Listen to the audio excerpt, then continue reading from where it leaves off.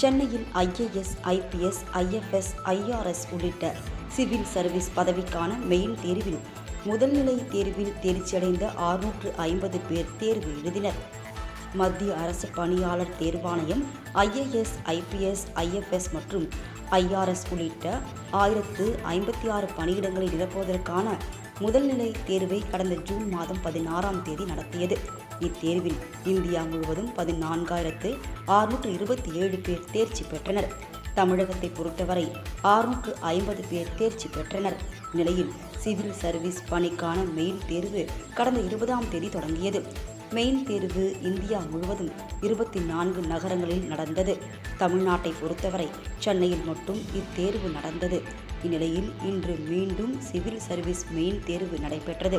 கடைசி நாளான 29ஆம் தேதி விருப்ப பாடம் முதல் தாள் தேர்வும் பிற்பகலில் விருப்ப பாடம் 2ஆம் தாள் தேர்வும் நடைபெறுகிறது. தேர்வு மையங்களுக்கு செல்போன் உள்ளிட்ட மின்னணு சாதனங்கள், தகவல் தொடர்பு உபகரணங்கள் கொண்டு செல்ல தடை விதிக்கப்பட்டிருக்கிறது. தேர்வு நடைபெறும் மையங்கள் அனைத்திலும் பலத்த போலீஸ் பாதுகாப்பு ஏற்பாடு செய்யப்பட்டுள்ளது.